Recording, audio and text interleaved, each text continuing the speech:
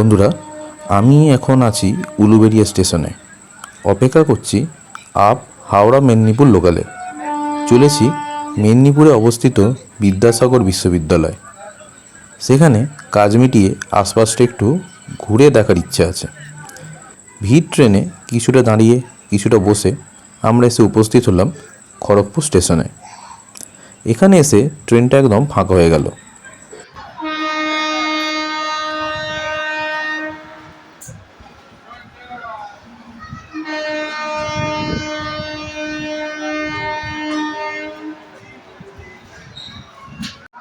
Train যথারীতি late করে ঢুকেছে, তাই মাত্র 3 মিনিট দাঁড়ালো খড়গপুরে। আমাদের গন্তব্যে পৌঁছাতে মাঝে এখনও 3টে স্টেশন আছে।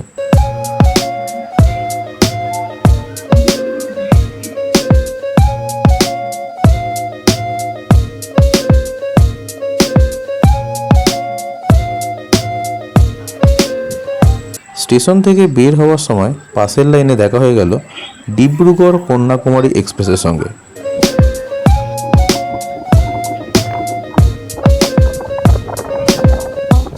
আসলে বন্ধুরা, আমার বিদ্যাসাগর বিশ্ববিদ্যালয়ে যেতে হচ্ছে একটু ব্যক্তিগত দরকারে। এখান থেকেই আমি কেমিস্ট্রি সাবজেক্টে এমএসসি ডিগ্রি লাভ করেছিলাম। কাজ খুবই ছোট্ট, তাই হাতে সময় থাকবে, তাই কাজের পর ঘুরতে কোনো বাধা নেই। তাই আমার সঙ্গে আজ আমার বাবা এবং মা দুজনেই চলে এসেছেন। দেখুন, দেখতে দেখতে আমরা চলে এলাম কাঁসাই নদীর ওপর। কি সুন্দর লাগছে চারিদিকটা, পুরো নীল জল।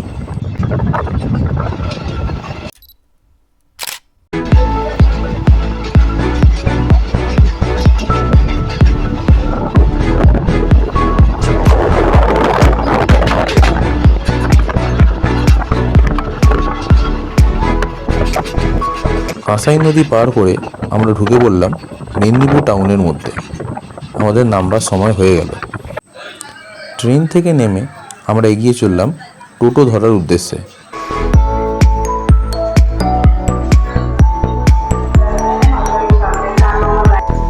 টোটো করে পৌঁছাতে আমাদের লাগবে 8 থেকে 10 মিনিটের মতো।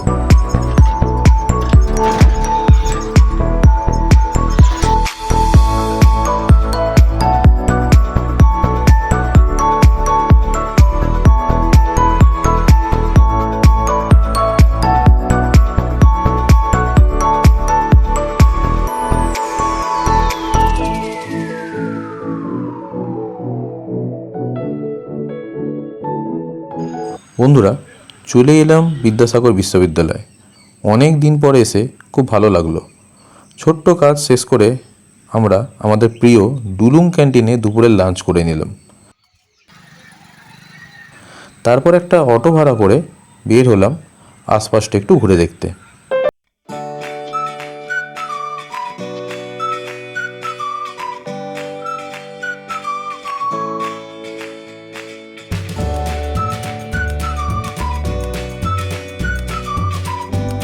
এখানে জনপ্রতি 10 টাকা করে প্রবেশ মূল্য দিতে হবে। গাড়ি করে গেলে তার জন্য আলাদা মূল্য দিতে হবে। দেখুন বন্ধুরা, চলে এলাম ইকো পার্কের মধ্যে। এবার এখানে আমরা পুরোটা ঘুরে দেখবার চেষ্টা করব। দুই দিকটা দেখুন, সবুজের সমারোহ। আমার বাবাও ভেতরে ঢুকে ছবি তুলতে ব্যস্ত হয়ে পড়ল। দেখুন, সামনেই রয়েছে ক্লক টাওয়ার। আমাদের অটো চালক দাদা আমাদের পথ দেখিয়ে নিয়ে যাচ্ছেন। আসলে তিনিই আমাদের পুরোটা গাইড করে ঘুরিয়ে দেখালেন।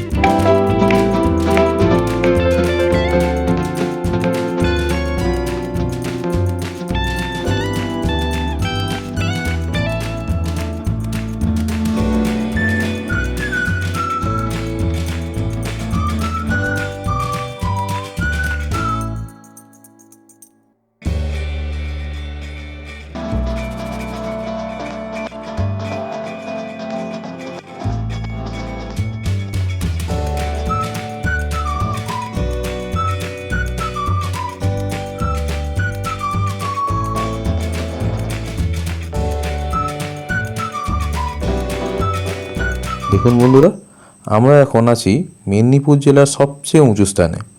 এখানে গাছের ফাঁক দিয়ে ওই সামনেই রাস্তা দেখা যাচ্ছে। ওইখান দিয়ে মাঝে মাঝেই গাড়ি চলে যাচ্ছিল। ওই রাস্তাটা দিয়ে বন্ধুরা সোজা চলে যাওয়া যায় বেলপাহাড়ি, আর বেলপাহাড়ির ওপর দিয়ে আমরা চলে যেতে পারি পুরুলিয়া। আমি যে কয়েক মাস আগে পুরুলিয়া গিয়েছিলাম এই রাস্তা দিয়েই বাইক নিয়ে গিয়েছিলাম। আমার পুরুলিয়া ব্লগ চ্যানেল রয়েছে, চাইলে দেখে নিতে পারেন। আমি আই বাটনে লিঙ্ক দিয়ে দেবো।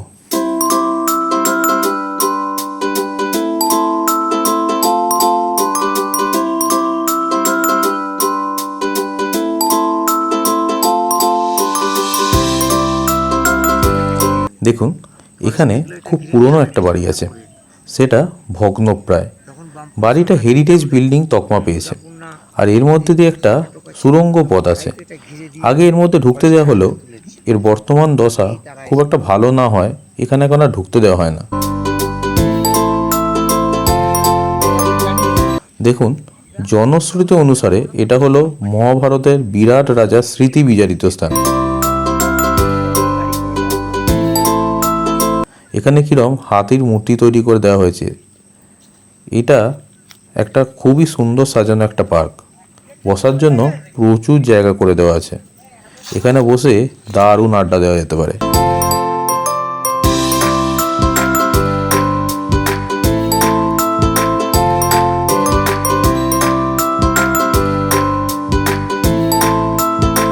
এখানে বাচ্চাদের খেলার জন্য বেশ কয়েকটা জিনিস করে দেওয়া আছে, বাচ্চারা আসলেও তারা বেশ মজা করতে পারবে।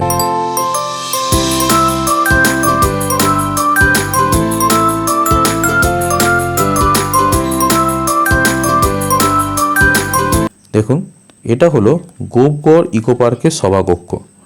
যদিও এখন এটা বন্ধ রয়েছে, আপনি চাইলে এখানে পিকনিক করতে পারেন। এদের সঙ্গে আগে থেকে কথা বলে নিতে হবে। দেখুন, বেশ সুন্দর করে চারপাশটা সাজানো হয়েছে।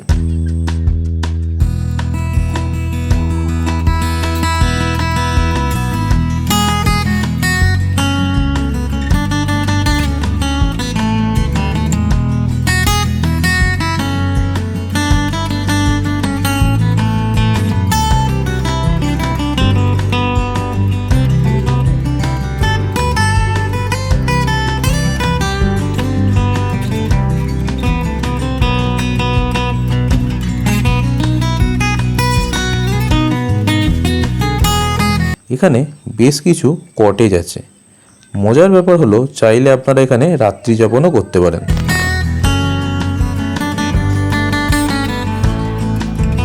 এখানে একটা ছোট্ট ওয়াচ টাওয়ারও আছে। এসি এবং নন এসি দু রকম কটেজই আছে। এটা কি এমনি ভাড়াটারও দেওয়া হয় না, কটেজ নাকি? এটা আপনি কটেজ, হ্যাঁ, ধরুন আপনি ঘুরতে এসেছেন, আপনি রুম ভাড়া নেন। ও এখানে রাত্রে থাকা অ্যালো করে? না, এটা তো ওয়াচ টাওয়ার না ওটা না, এইটার কথা বল। হ্যাঁ হ্যাঁ হ্যাঁ হ্যাঁ হ্যাঁ হ্যাঁ হ্যাঁ। না, ওটা থাকার জন্য প্রচন্ড তবে তারা পয়সাটা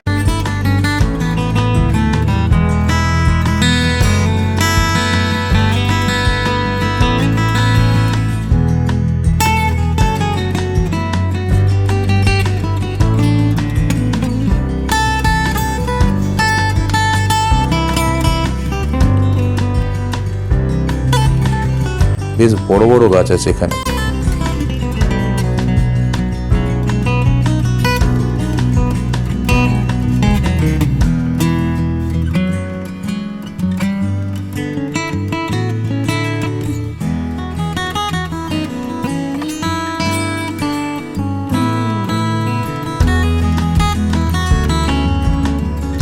এখানে আসলে এই জায়গাটা অবশ্যই আসবেন।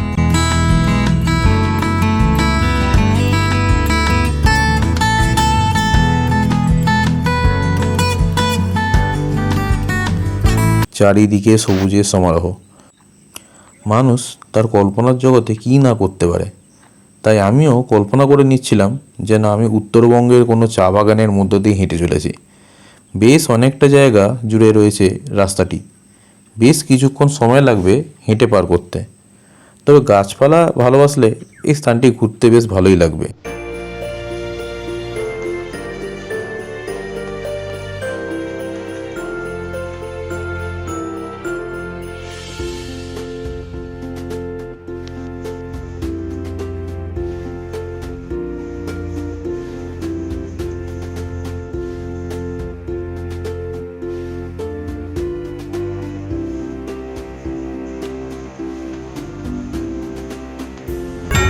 এটা দেখে মনে হয় এখানে একটা ঝর্ণা বা ফোয়ারার মতো কিছু একটা বানানো হয়েছিল, বর্তমানে সেটা খারাপ হয়ে পড়ে আছে।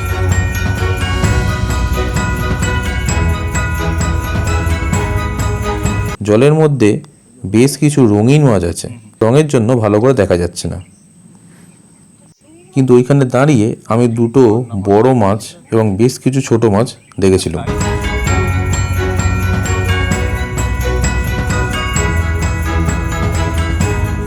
সময় হলো ইকো পার্কে বিদায় জানাবার।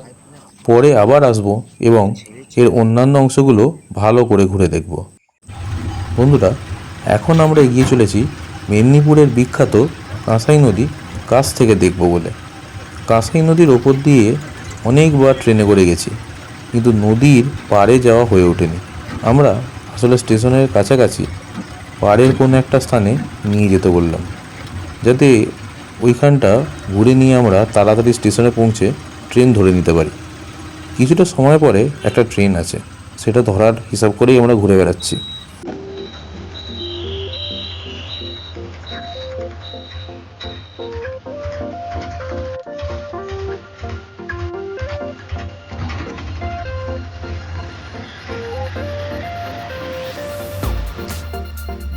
দেখুন, অটো থেকে নেমে এবার আমরা হেঁটে চলেছি। উদ্দেশ্য ওই যে দেখা যাচ্ছে কাঁসাই নদীর পাড়।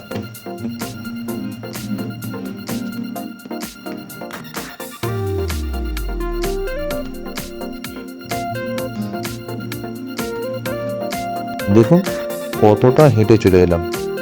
রাস্তা থেকে মনে হচ্ছে আমরা যেন কোনো অ্যাডভেঞ্চার করতে বেরিয়েছি।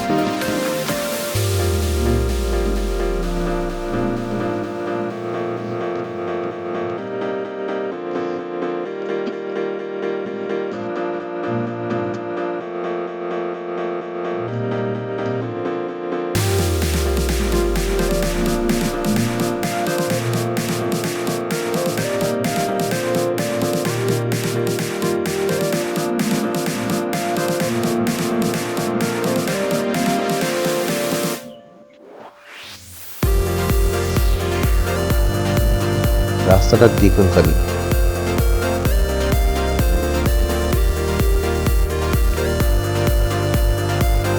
আমাদের টোটো চালক দাদা পথ দেখিয়ে নিয়ে চলেছেন। বেশ ভালো জায়গায় উনি বাছাই করেছেন।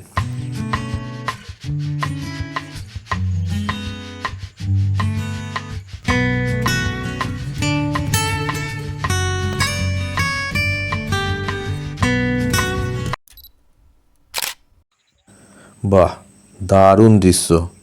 সূর্য ধীরে ধীরে পশ্চিম আকাশে ঢলে পড়ছে। সামনেই সেই কাঁসাই নদী, যাকে আমি বারবার ওই ব্রিজের ওপর দিয়ে দেখে এসেছি। এটাই হলো সেই সেতু।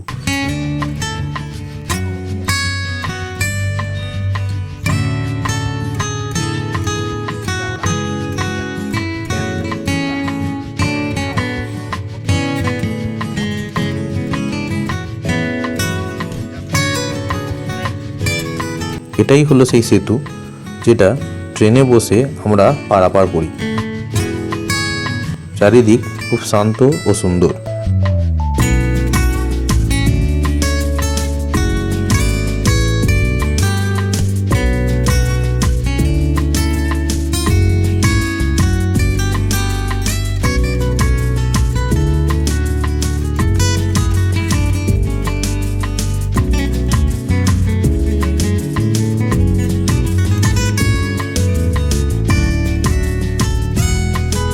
বেশ কিছুটা সময় এখানে কাটিয়ে আমরা আবার ফেরার পথ ধরলাম।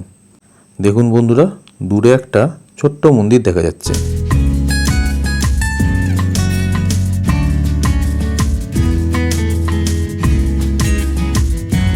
বন্ধুরা, ফেরার পথে আমাদের দেখা হলো একদল ভেড়ার সঙ্গে। আমার বাবা পালক দাদাকে ভেড়ার সংখ্যা জানতে চাইলে সে জানালো মোট 100টা ভেড়া তার আছে।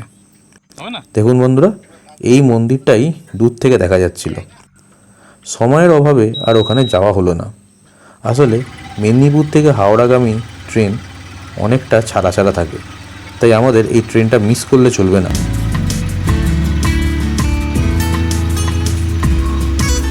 আমরা খুব দ্রুত স্টেশনে পৌঁছে ট্রেনটা পেলেও আমি বসার সিট পাইনি, পেয়েছিলাম অনেকটা রাস্তা যাওয়ার পর।